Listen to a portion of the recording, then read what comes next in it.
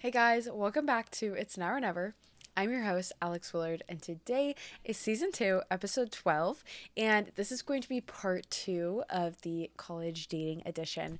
So, if you're listening to this, you're probably in college or you are in your late teens, your early 20s, you're trying to figure out life and what kind of person you want to spend the rest of your life with. You're probably dating around, using dating apps, whatever, or you've probably given up on the whole thing and the idea of love itself.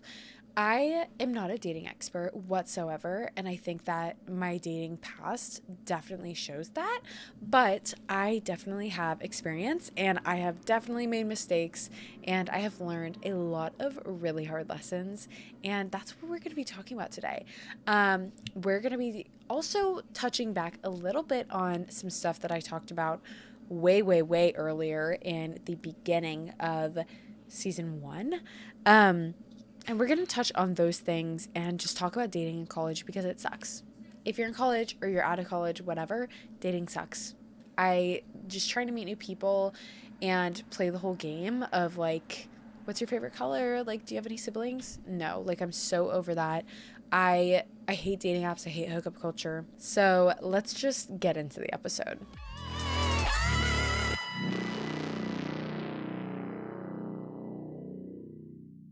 Okay, guys, dating in college absolutely freaking sucks. Okay? I started like dating, talking to guys in high school, and I everyone's like I feel like it's like sophomore year for everyone. Like that guy you date sophomore year is probably like the worst one ever. Okay? I I was a sophomore in high school, and my first ever boyfriend, I feel like it like completely like skewed my perception of what a relationship should look like. I dated a guy that just started college when I was a sophomore in high school. He was way too old for me, and I feel like that made me grow up a little too fast, but it also I was really young, I was really naive, and this guy was so much older than me. He was so manipulative, and we dated for a whole year. And so I, for so long, thought that this was normal and these different things were totally normal. And I thought that, the things that he had told me, that's what a relationship should look like. And I've come to now honestly completely flip my preferences on dating and what kind of guys I talk to and what kind of traits I actually learn to appreciate and the types of things that just turn me off. So, to kind of get into what I even look for in someone, I think my number one thing is motivation. I think before anything, I feel like somebody that is motivated in their day to day, somebody that can wake up in the morning, take care of themselves, and they're motivated in their work life, their school life, their personal life when it comes to their health and their fitness. That really matters to me. And I feel like I am somebody that's extremely motivated in my life. And so I need somebody with that as well, especially for those days that I'm experiencing burnout or lack of motivation. I need someone to pick me up and I need someone to keep me accountable. So I need someone to match me in that way. Now, one thing I don't like is when I'm talking to a guy and he thinks that throwing money at me is going to make me more attracted to him. My first boyfriend, we would go out all the time. We would go out to these fancy restaurants, have these super expensive bills, like whatever. And it was just, I thought that was totally normal. And like, he would always give me gifts and he would take me to these nice places and spend all this money. I realized after the fact it was covering up for the fact that I was being cheated on the whole time. But now if a guy is like, oh my gosh, like look at how much money I have, like let's go out to this super expensive restaurant and let me just spend all this money on you. Like, yes, I like to be treated. I love to dress up. I love to be made to feel pretty and special. Like, yes, I love having somebody spend money on me, whatever. I can appreciate a nice dinner, but throwing money at me like that and trying to impress me with how much money you can spend is honestly disgusting, and it's such a turnoff. And it should be a turnoff for you guys too. Because if a man is having to use his wallet to prove himself to you. If a man is having to use his wallet to prove himself to you, obviously he's trying to make up for something. Obviously there's somewhere in that personality that he's lacking, and maybe it's the loyalty aspect. Just remember that, ladies. Next, I talked about this in the last episode. If a man starts talking to you when he literally has a girlfriend, that is a no-go. That is a no-go. That just shows automatically this man is not loyal. If he's willing to cheat on his last girlfriend to be with you, that's disgusting. Yeah, oh my gosh, so flattering, but what an asshole. Do you really want to be with a guy like that? What if you were that girl? Have you been in that position before? You know how it feels. You do not want to be the girl. You do not want to be the girl that guy left his ex-girlfriend for. No. That doesn't make you feel good. Those kinds of guys, you need to stay away from them. Next, there's a very fine line between a boy who loves his mom and a mama's boy. And it can get very tricky, and there's kind of a gray area there. But a mama's boy is a problem. This is a man that, the thing is I don't think anyone thinks about this until you have to experience this. As somebody starting college, you're leaving your family, right? You're leaving the comfort of your home. You're leaving your mom. My mom at home, my mom does my laundry for me. I will say it. And she's an amazing woman. I love her. And she does so much for me. I go off to school and I have to learn to do these things on my own. A lot of boys look for a girlfriend to basically act like their mother. And you have to remember that when you're talking to these guys in college, okay? My first college boyfriend, I did way too much for. He ended up rushing a frat, and so he was staying at the frat house all the time, and I would do his laundry for him. I would fold his clothes for him. I would cook his meal prep for him. I became this guy's mother. It wasn't even a relationship anymore. I was his mother. And once I realized it, I was disgusted, and I saw right through the whole thing. But when a guy leaves his home, he's looking for someone to replace that mother figure. Don't be used. Don't be used, ladies, for your kind hearts. I am such a people pleaser, and I will do anything for anyone. And I just want to show my love. I want to show someone that I appreciate them, and I want to do whatever I can to help people. But at the same time, it's very easy to get stepped on and walked all over and chewed up and spit right out. It gets to a point where you're not appreciated anymore. And so, ladies, you need to look through this. Same with you guys. Also, don't let a girl use you for your money. I know girls that see guys just for a free meal. Literally, they will go out to dinner with a guy. They do not have to have any sort of feelings for this guy. But if he's like, hey, I want to take you on a date. Let's go to dinner. Okay, I want free food. Sure, why not? That's disgusting. Don't be that girl. Also, we need to start playing harder to get. Because the guys asking for our Snapchats at the bars is honestly so immature at this point. I feel like Snapchat's dying off, as well as it's dying off in our age group. If you still if you start communication with a girl through Snapchat, you need to grow up. You're 21, 22. That's disgusting. At least ask for my phone number. Don't ask for my social media. But girls, we're giving out our personal information to these random men right away. Oh my God, just because he's cute or because he bought you a drink. No, we need to work so much harder, and we need to play harder to get, because that way it's going to weed out all the assholes that don't want to do anything for us and are going to treat us like shit. We want guys that are actually going to work for us and actually prove themselves for us. That's the thing, is it's not a game, it's not a competition. But I feel if you really have respect for yourself, you need to know your standards. As well as, I feel like, at least for me, if I'm talking to a guy and I'm even remotely thinking about a relationship with someone, they have to prove it to me. They have to prove themselves to me.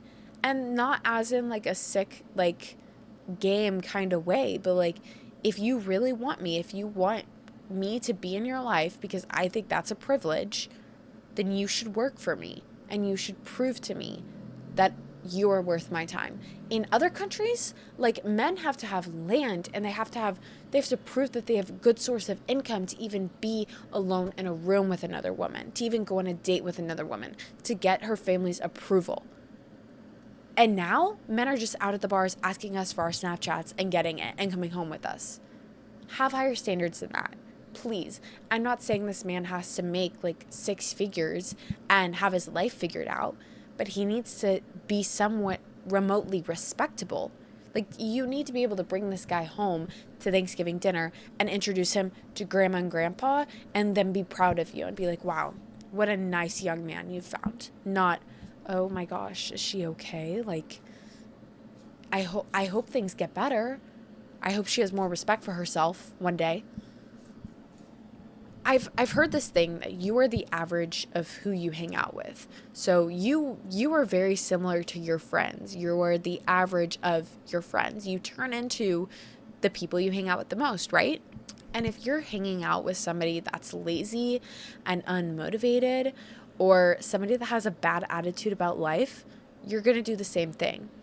If you hang out with somebody that objectifies you and sexualizes you and makes you feel like you're just an object to them and there for their pleasure, you're going to start to think that that's your purpose. And you're going to start to act like that. And it's going to train your brain like that. But if you hang out with somebody and you spend time with somebody and you're in a relationship with somebody that is motivated and works hard for their things and they love themselves when they wake up every day and they want the best for their life, that's how you're going to start to think. You will be a happier person as well. You will be a more motivated person. If you start talking to somebody that and hanging out with somebody that respects you and holds you highly and speaks to you highly, you will start to see yourself in that way as well. I hope that makes sense. The people that you surround yourself with, you will become. Just like if all your friends are partiers, you're probably a partier. If all your friends are nerds, you're probably a nerd. And that's okay if you're a nerd. But that's that. But one episode I did back in the beginning of my podcast, right after I had 2 big episodes right after this breakup of mine. So right around this time last year, I broke up with my first college boyfriend. And I honestly wasn't sad about it. I was angry. And I don't think I was angry at the whole thing. I think I was angry at myself. That I let myself become so disrespected. And I didn't have standards for myself or the people that I surrounded myself with. And I remember the day that I broke up with this guy, I actually ended up breaking up with him because my dad, he told me, he was like, I don't approve of you dating this guy anymore. I don't want you dating him anymore. I don't like him. I don't approve of him. And that was a big turning point for me, because my family's approval is everything. But after I had broken up with this guy, I turned around and I filmed an episode, and it was breakup edition. And I don't remember exactly what I talked about. I just remember this guy leaving my dorm and me setting up my mic and just filming and sharing my thoughts. And I think I started to touch on the next episode that I ended up doing, which is how to become unpredictable. Because I don't remember who told me, but somebody in my life told me, Alex, do not be predictable. Do not be predictable. Because I feel like most girls in a breakup, they go off the deep end. They go crying back to this guy and begging him to get her back. Like, please, like, take me back. Oh my gosh. Or like going around and trying to get attention from other guys. Just not having the most respect for themselves in this situation. And I think that that question of, do you want to be predictable, really sat on my heart for a while. And I look back at that time, and that was such a turning point in my life. It opened my eyes to a lot of things. I got my life together. I started going to the gym again. I started studying again. I went out for all of these different leadership positions. I went out for my job. I got my job. And I stopped talking to men completely. I took this time and I honestly went off the grid. I went off the grid and I decided to work on myself. I decided to learn to love myself and become more connected with myself, because I had just started this whole podcast journey and I was giving advice to people that honestly I didn't really think I was taking at the time. And I felt like I really needed to find myself. And I was so disconnected from myself. And that's what had gotten me into this problem in the first place. And so, I went the whole summer and I did my own thing. And I really dug deep and tried to figure out, who am I? What are my standards? What am I looking for? What will I demand from the people in my life? And then I turned around and I came to college the next semester for my sophomore year. And that's what I started to do. I held myself so much more highly in my mind. I walked with my shoulders back and my head up, and I walked with so much confidence now. I knew who I was. I knew what I wanted. And I knew I was going to get it. And so, now I'm in my sophomore year. I'm going out with my friends. I'm meeting people. I decide, I'm going to start talking to guys, going on dates, whatever. And now that my eyes had been opened, all of these guys that I would have thought were, oh my gosh, like, wow, this guy's great. He's so good looking, or he's funny, or whatever. Like, he's so cool. I was just like, wow, like, that guy's a loser. Like, I don't want to talk to him. Or, wow, like, he's a liar. Or, wow, this guy seems like somebody that treats his girlfriend like shit. Like, or, wow, that guy, like, is going to drop out of college in 2 months. And that happened. But I felt like I was so much more aware of the people that I was talking to when I became more connected with myself, as well as my friends that I surrounded myself with. I cut off a lot of people in my life that were not serving me anything. And I'm not saying that your friends have to, like, bring you amazing things or whatever, but I feel like you should hang out with people that contribute to your energy. I feel like it's this pool of energy, and if you have people there that are sucking energy from you, you need to reevaluate. Like, does this person need help, or does this person need to be out of your life? And a lot of those people needed to be out of my life, and that's what I did. But it all happened because I took this time and I really, I figured out, what do I want? Like, what are my expectations? What are my standards for other people, and what are my standards for myself? Because I'm not going to hold somebody to a separate standard that I hold myself to. Like, I want somebody around me to be motivated. I want somebody around me to try hard in their life and to love their life and appreciate things and, want to go far in life. But I also want that for myself. And so I don't think it's fair to expect something from someone else if you can't expect it from yourself. And so, the semester goes on, and I find myself talking to my, reconnecting once again with my high school ex-boyfriend. And it was like this game of tennis that we'd been playing for the past 3 years. I feel like it was on and off and on and off. I'd come home for summer, we'd talk, and I'd come home for Christmas break and we'd talk, and then we'd stop talking and whatever.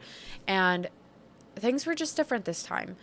And we were talking, and I knew what I wanted, but I didn't quite know what it was.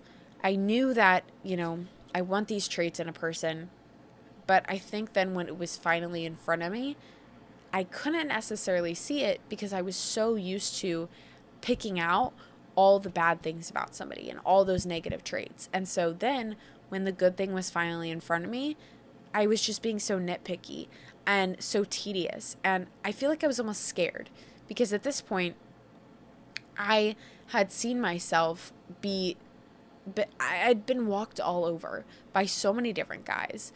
And my biggest fear, and it's still my biggest fear, is talking to a guy and losing myself, losing who I am, like changing myself for this person, losing my personality, and losing my track in life. I do not want to lose my motivation. I do not want to lose my career path. Like I am very driven and motivated. And so for me, people in my life that could take that away from me is very scary to me. And so this guy, I'm just like, I don't know, like, I love him. I want to be with him, but like, I don't know. Like, I was very hesitant, but at the same time, I was like, this is what I want. Like, and I was very clear with him. Like, this is what I want from somebody. This is what I want to see from someone.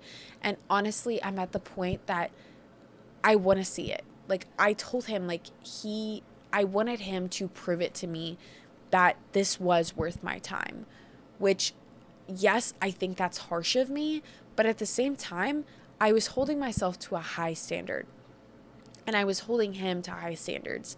And you know what? It worked out because I was communicative of what I was looking for.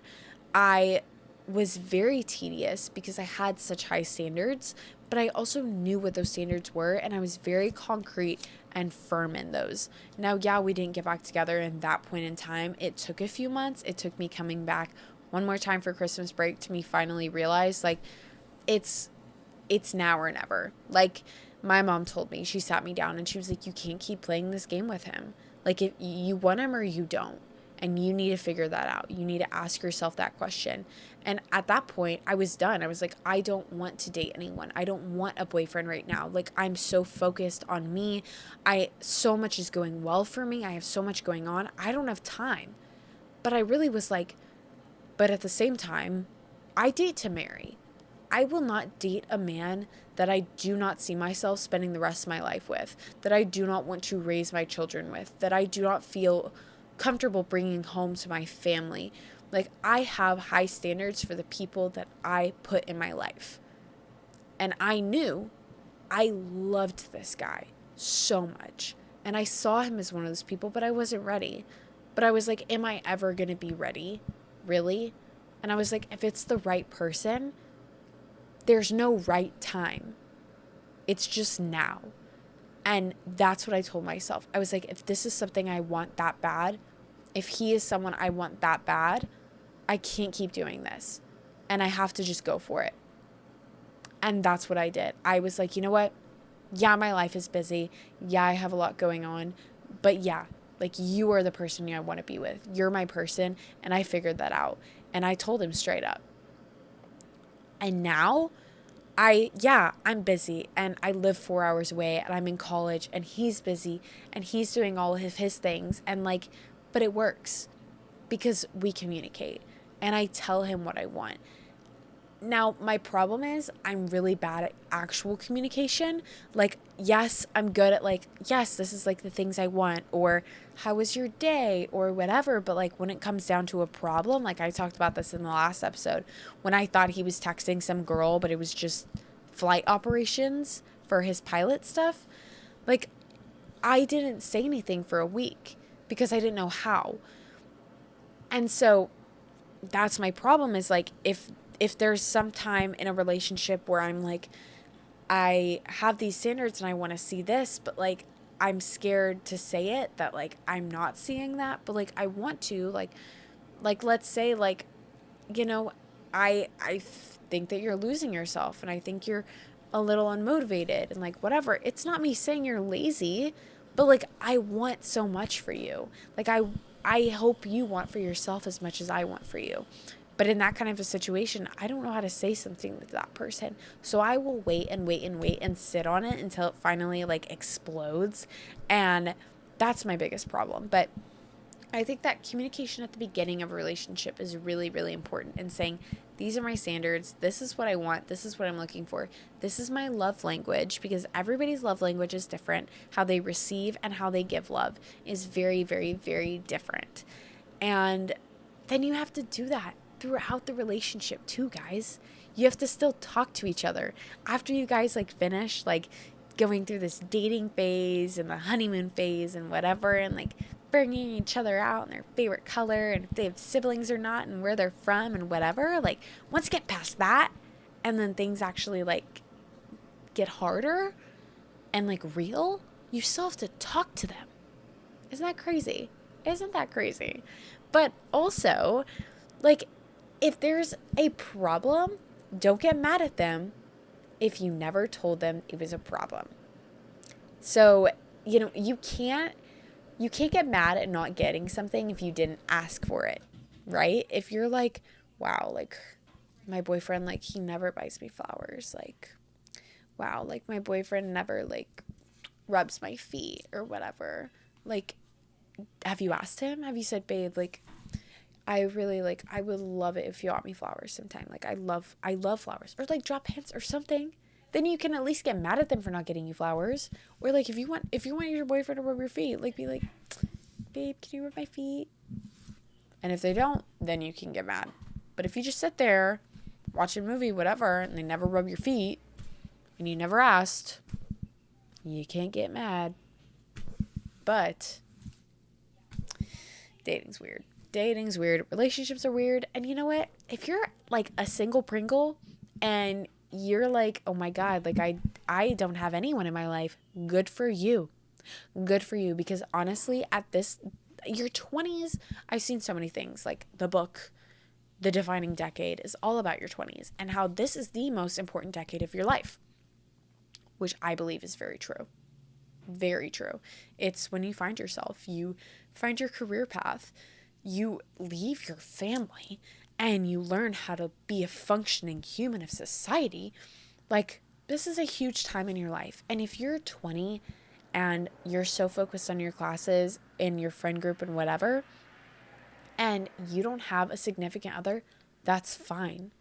Like, you don't need to have someone. I have so many friends that are like, they have pressure from their parents to find someone, or like all their friends around them are getting married and they're 24 and they're like, oh my God, everyone around me is getting married. I don't even have a boyfriend. Like, what do I do? That's fine. Like, honestly, like your time will come. And I think if you rush into something and you force something, it's going to end poorly. You need to wait, because I'm a true believer in destiny, and things are set to happen. And I think that there's a set person out there for everyone. But I think that you also have to be patient.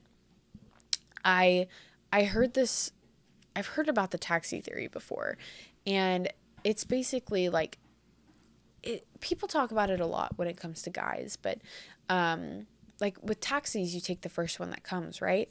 And I feel like a lot of people in relationships, they take the first person that comes, like the first person they meet that they like. Okay, cool. Like, I pick you. And I don't think they really go through this process of like, I guess like courtship, and trying to, learn these people and figure them out. And like, are we a match? Like, do I really like you? Yeah, you're a cool person and we'd make really good friends, but like, do I like you? I think people just take the first one. And I think later on down the road, usually short term, that it ends poorly. And then you're like, what the heck? Like, that was all a waste of time, right? So I think we need to be more intentional about who we're choosing to spend our time with. And not that everyone's a bad person, but not everyone's a match for you.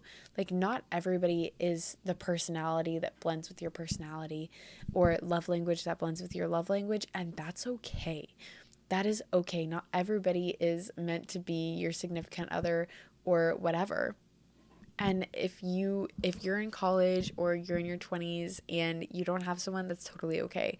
Like, pour this time into yourself, because you can never love other people until you truly love yourself. And as cliche as that is, it's so, so true, because you'll never know what you actually want unless you really dig deep. And after that, you have to stay concrete in those standards of yours. And don't hold somebody to another standard that you don't hold yourself to. I think that is so, so, so important. But I think I'm going to bring this episode to an end today. We are going to continue this little dating in college series right up until the end of the season. We do have the end of the season coming very soon. So I am getting really close to finals week. It's about 3 weeks away. So I think we have a couple episodes left until we just take a little bit of a break from Einon. And then we'll be back and rolling in the summer for season 3, which is actually insane to hear. But yeah, so I know that May 8th is going to be the final episode of season 2. And so that's going to be really special and really fun. But besides that, if you want to keep up with It's Now or Never on Instagram, you can go to inon.pod on Instagram. That's inon.pod on Instagram. I'm going to put it down in the corner. If you want to watch on YouTube, it's Now or Never Pod on YouTube. Again, that's down in the corner if you're watching this on video. And then if you want to submit a question, we're going to be answering, I think I was going to do it this episode, but I completely forgot. We're going to be answering some dating questions and responding to dating scenarios and different things you've gone through on the next episode. So make sure to submit those at alexandrawillard.com/submit a question. And that's all I have for you guys today. I love you guys so, so much. Good luck going into Dead Week and Finals Week. You guys got this. Believe in yourself. And don't forget, your self-care is so important, and your sleep and your mental health. I love you guys so much. I will see you next Wednesday. Bye.